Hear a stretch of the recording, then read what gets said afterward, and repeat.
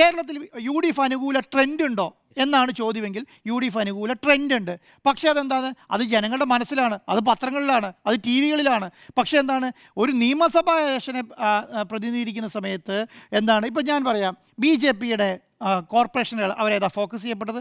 അവർ focus ചെയ്തത് പാലക്കാട്, അതുപോലെ തന്നെ തിരുവനന്തപുരം, അതുപോലെ തന്നെ എന്താണ് നമ്മുടെ പത്തനംതിട്ടയിൽ, പിന്നെ ശബരിമല, പന്തളം, പിന്നെ കൊല്ലം, തൃപ്പൂണിത്തറ, അങ്ങനെ വളരെ ഫോക്കസ് ചെയ്യപ്പെട്ട മണ്ഡലങ്ങളാണ് അവർ ഫോക്കസ് ചെയ്യുകയും അവിടെയാണ് ഫുൾ എല്ലാവരും കൂടി ഇറങ്ങി പറയും. ഞാൻ പറഞ്ഞത് നമ്മുടെ BJP-യുടെ സംസ്ഥാന അധ്യക്ഷൻ തിരുവനന്തപുരം ജില്ല വിട്ടു പോയിട്ടില്ല ഈ ഇലക്ഷൻ്റെ സമയത്ത്. അപ്പോൾ അങ്ങനെ ഫോക്കസ് ചെയ്യുന്ന സമയത്ത് ഈ 10 മണ്ഡലങ്ങളിലേക്ക് ഇവർ ചുരുങ്ങുകയാണെങ്കിൽ, അല്ലെങ്കിൽ ഈ 10 മണ്ഡലങ്ങൾ ഫോക്കസ് ചെയ്യപ്പെടുകയാണെങ്കിൽ 130 എന്ന് കണ്ടിട്ട് വേണം ശരിക്കും പറഞ്ഞാൽ ഈ പറഞ്ഞ ആരാണോ അധികാരത്തിൽ വരാൻ ഉദ്ദേശിക്കുന്നത്, കോൺഗ്രസ് ആണെങ്കിൽ കോൺഗ്രസ്, CPM ആണെങ്കിൽ CPM, അതിനനുസരിച്ചുള്ള പ്ലാനാണ് ഇടേണ്ടത്.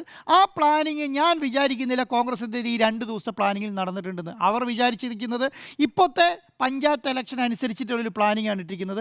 അതാണ് കനകോളി ചർച്ച ചെയ്തിട്ടുള്ളത്, അതാണ് അവിടുത്തെ പ്രധാനപ്പെട്ട നേതാക്കന്മാർ ചർച്ച ചെയ്തത്, അതാണ് മുന്നോട്ട് വെച്ചിരിക്കുന്നത്. അതുകൊണ്ടാണ് 100 ദിന പ്ലാൻ എന്ന് പറയുന്നത്. ഒറ്റ കാര്യം കൂടി പറഞ്ഞ് അവസാനിപ്പിക്കാം.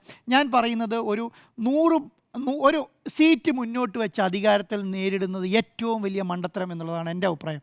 ഒരു പാർട്ടിയും, കോൺഗ്രസ് ആയാലും BJP ആണെങ്കിലും CPM ആണെങ്കിലും, സീറ്റിനെ മുന്നിൽ കണ്ടത് ഞങ്ങൾ 110 സീറ്റിൽ അധികാരത്തിൽ വരും, 100 സീറ്റിൽ അധികാരത്തിൽ വരും, 85 സീറ്റ് അധികാരത്തിൽ വരും എന്ന് പറഞ്ഞു പോകാനേ പാടില്ല.